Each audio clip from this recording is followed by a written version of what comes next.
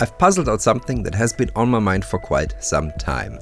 How to combine the immediacy and sound of my beloved analog workflow with the recallability and all the editing possibilities of digital.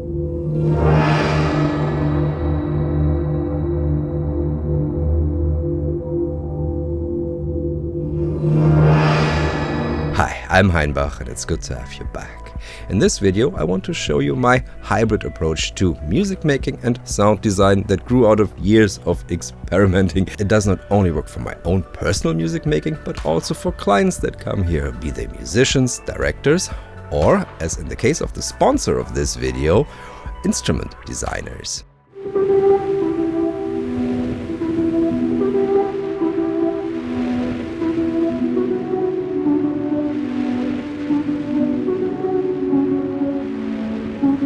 Let me introduce you to FFOSSO.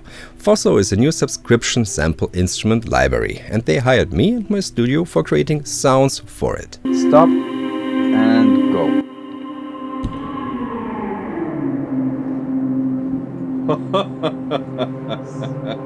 Composer Jair Glottmann, who attended the session here for artistic input, had hired me previously for tape processing, a string quartet and a brass ensemble for a film score of his.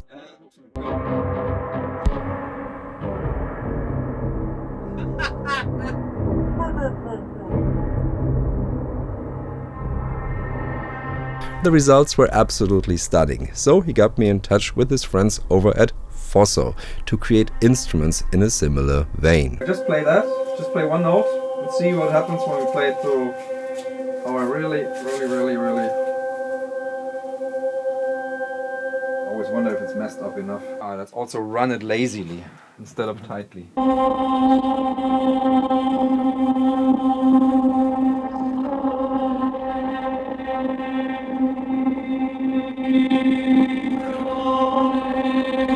Jair and fellow Freiburger Henrik of FFOSSO, Sale, played the sounds that I processed them.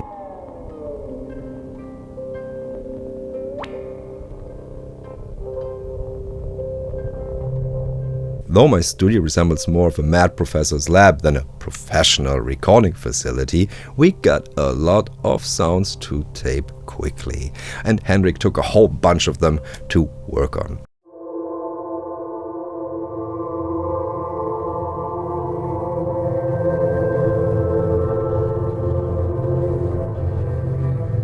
In FFOSSO you can crossfade between all the different steps of analog processing we did. The whole session was rather inspiring and it helped me nail down the hybrid workflow I've been using ever since. While my part ended here and I had no hand in the final design of the instrument, I think it turned out pretty well.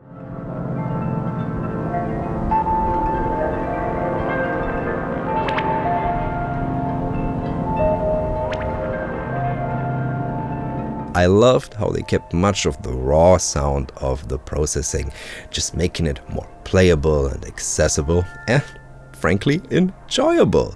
It's fun to play with it and it sparks a lot of ideas. In fact, I'm using the tape instruments from FFOSSO right now to score this video.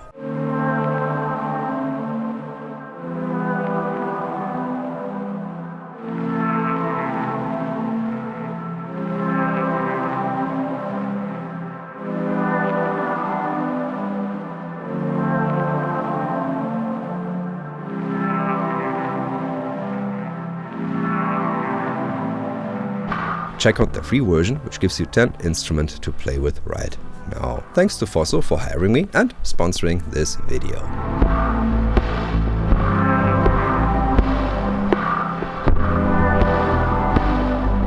A hybrid workflow was not what I had intended this studio to be. It happened out of necessity. I wanted to do everything out of the box, as much as I can. I sequenced instruments, played them live, and performed the piece on an analog mixing board, recording straight to tape. In the DAW, which is Ableton Live, there would oftentimes only be a stereo track with everything recorded into it, and then maybe I would do an overdub or two, but it was mostly for polishing, and that worked rather well for me. I find it easy to get a good mix done in analog, as I am performing the mix.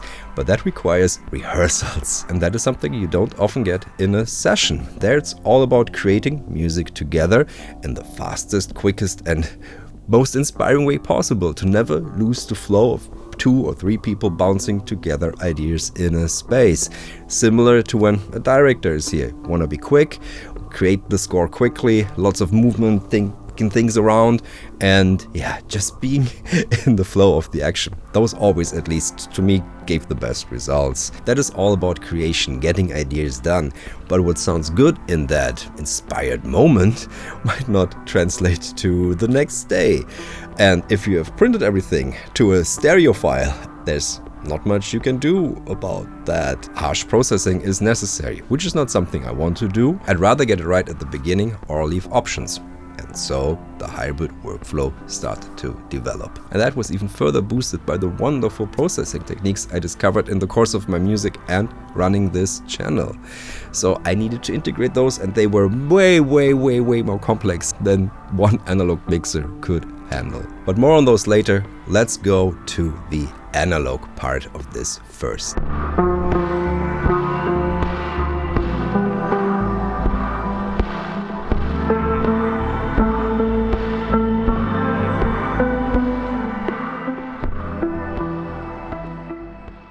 The centerpiece of the analog part is this mixing board from the 1980s. It's an A&T mixer, all analog. Sounds lovely, and I've got a full video on this, so I'm not gonna bother you with all the details of it. Suffice to say, everything comes together here. The synthesizers, new and old, the vintage equipment, the reverbs and such, and the tape echoes. There's a good 3 tape machines connected to here, and all the test equipment filters. I think all in all it's 11 filters or 12 that run into here, and I can send signals everywhere around, within the limits of the 4 auxes and 2 buses plus a monitor section plus a master bus that I have here. All the mics, tapes and instruments work fine with this mixer. The test equipment oftentimes needs a bit more attention because they have higher outputs, certain units that might fry a channel, and I've done that. Of course I've done that, even as experienced as I am. So you'd be advised to either mod your existing units, especially if you've got like a Brilliant wobulator that can put out up to 100 volts to drive motors, or to use passive DI boxes in between. How do you know if a piece of test equipment is unsafe? Usually it says the voltage on the output. If it doesn't, measure it.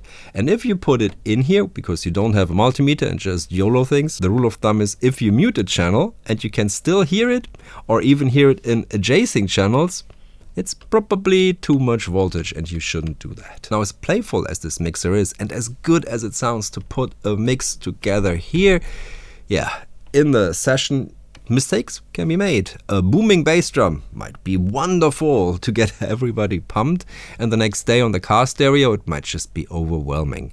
So I needed to find out a way to part out these sounds, and that's pretty simple. I got groups here, so I've got 2 groups where I can part out bass sounds, for example, percussions. I could even mod this for a direct out for each channel, so I would have access to everything that I have recorded and have it there in my DAW. But I still love mixing in analog, and I want to combine that. That's the hybrid approach.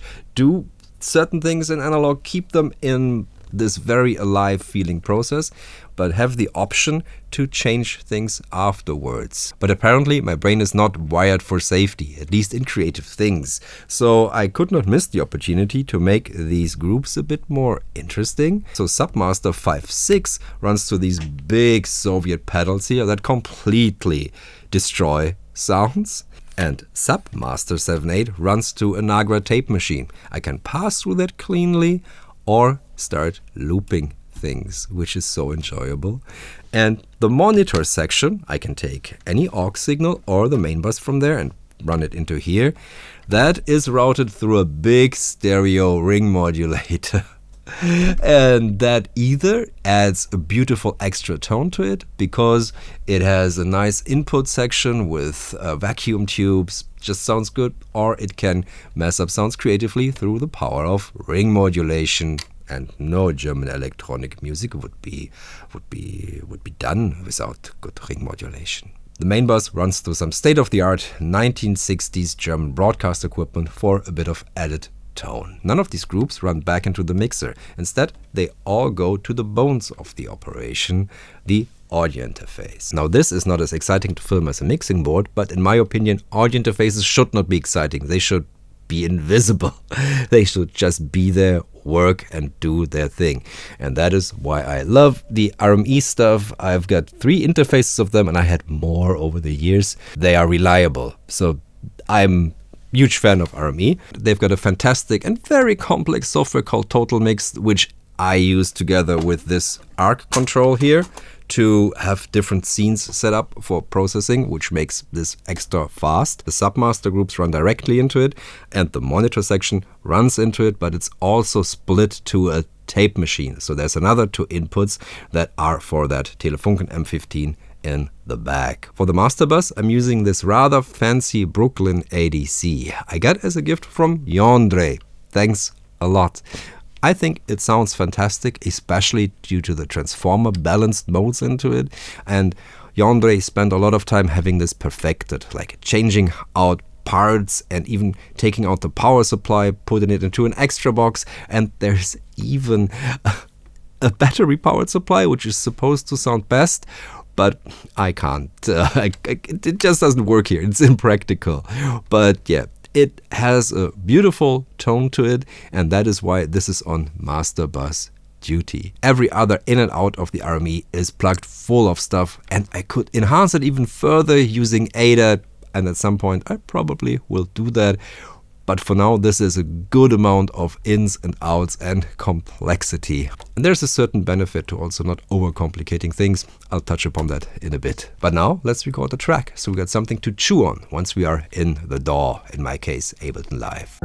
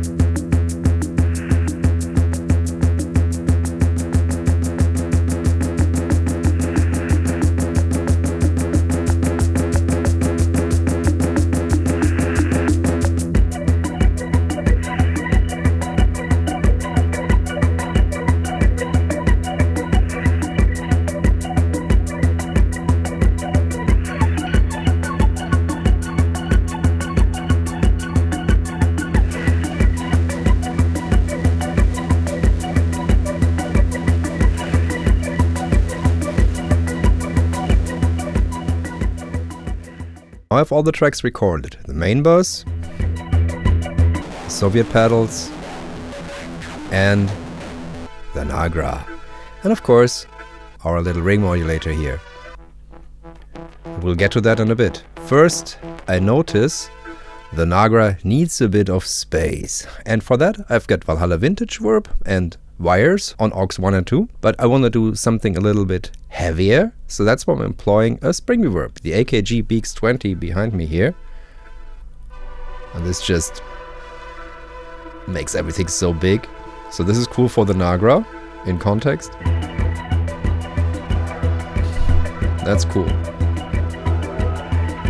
Now I notice that the ring modulator is very gnarly, but I think it could be more gnarly, and I also don't like the pitch. So for that, I'm gonna employ a little instrument over here from Eventide, the second instrument they ever made. It's a Eventide digital delay that also doubles as a pitch shifter, used famously by Ben Burt. So I'm sending it to aux 5.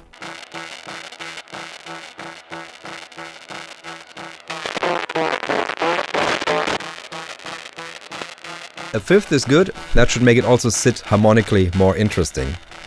Let's hear it in context.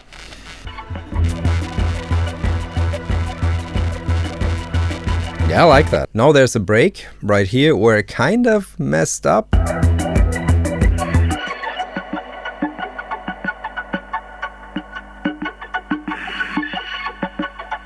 and I think I can mess it up even more due to that. So what I'm going to do now is I'm going to loop this section, and then I'm going to send it to aux6, and this aux6 will run it through my little Acousmonium, a collection of speakers I have right here behind me. I've got 4 different speakers, and there's a little mixer that is a tiny version of the one that I have here that also is 4 aux. So I can send these separately to each, and each of them is mic'd and runs back to this mixing board. So I need to re-switch what I want, figure out a sound that I like, so I can make this part feel more distant and acoustic. Oh, gong is magic.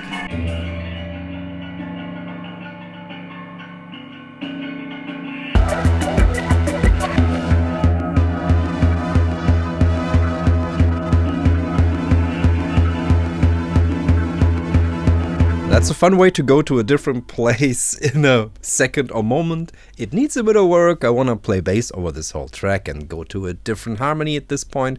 But yeah, that's just one thing I can do by bouncing things outside to the Acousmonium and back. But of course there are much wilder and deeper things you can do, especially if you involve the aux4, which goes to 2 beautiful bandpass filters. So let's record a signal on the piano and mess that up in all kinds of ways. So I always have these 2 mics set up in a Bloomlight configuration, and I use this for piano and many other things where I want stereo, like percussion. And I really love the sound of these Extinct Audio BM9 ribbon microphones. These don't go to the mixer or the interface directly.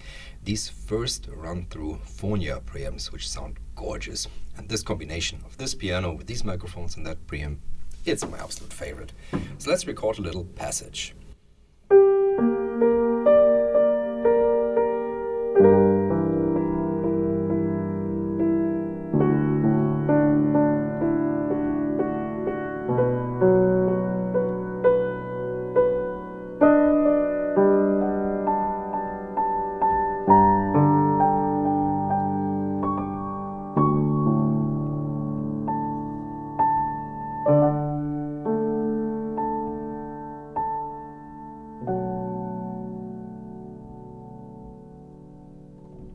Top of my head, first thing that came into my fingers.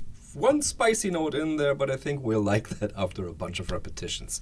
Back to the mixer. Now I'm gonna send this to aux4, which is my Brilliant Care filters over there. So here I've got 2 Brilliant Care scientific filter banks, 5, 6, 12. To my knowledge, these are the only Brilliant Care tunes officially sanctioned for special effects use in audio. These are very steep filters, but it's wonderful to just find parts of a signal that you like. So I'm gonna start low.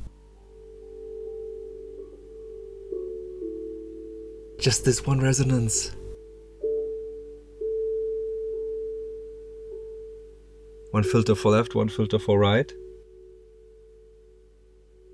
Maybe something even lower. Take down.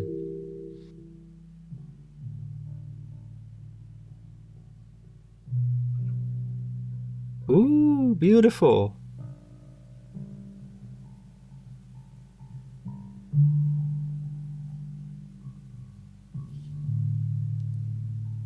Just 2 low notes. Something from the mid-range.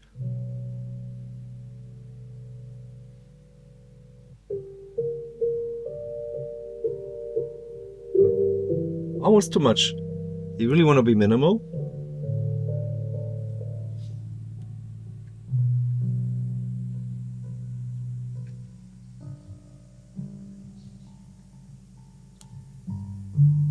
Too high?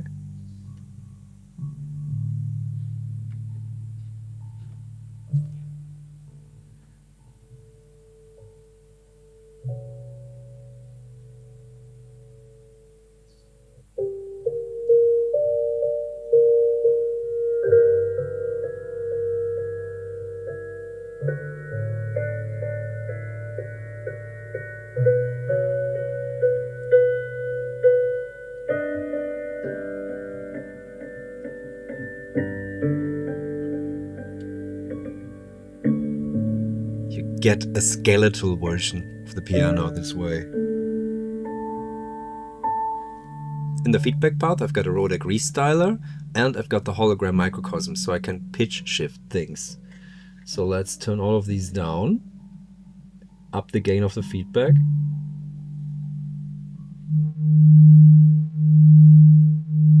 Now we're just feedbacking.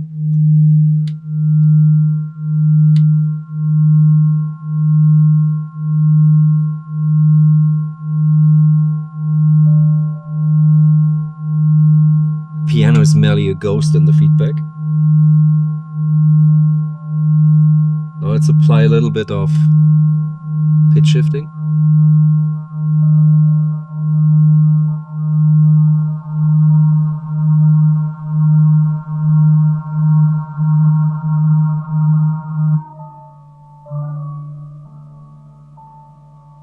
Funny, too much and the feedback gets killed because it's shifted out of range.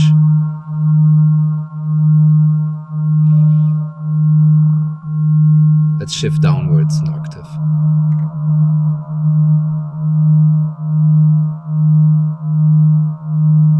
Let's add some of the other effects from the chroma console.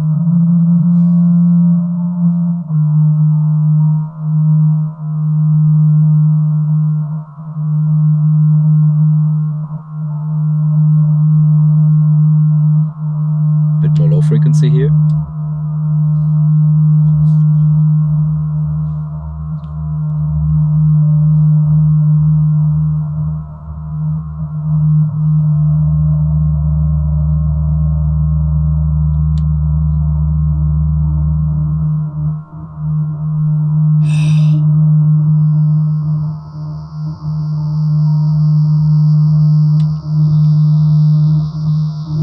I've got a limiter on the master bus, else this would already feedback like crazy here.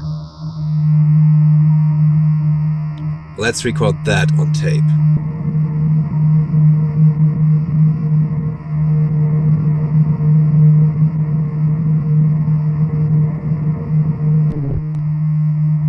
Pitch it down. Turn this off for a second. And listen. Ooh, juicy! Let's add another layer by playing it up top this one.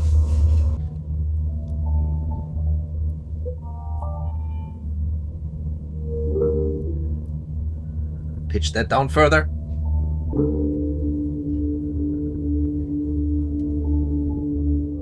Now we should send all of this to the resonators.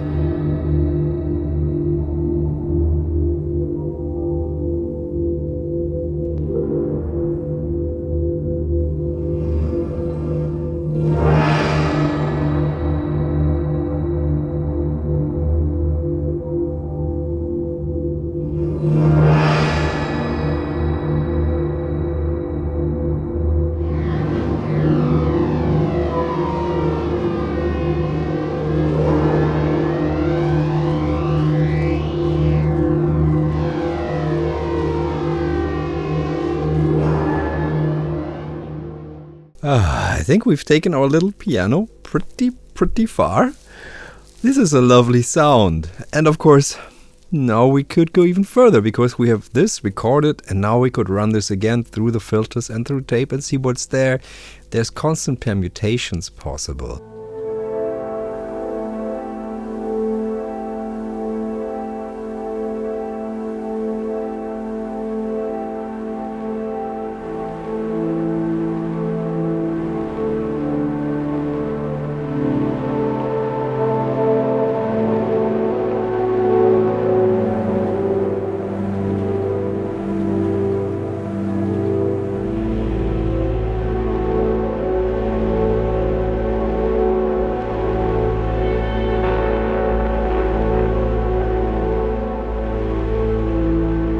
It feels almost like alchemy to me, taking a sound apart in this way, giving it all these new textures, transforming it, and then having all these variations spread out and be able to work with them even further.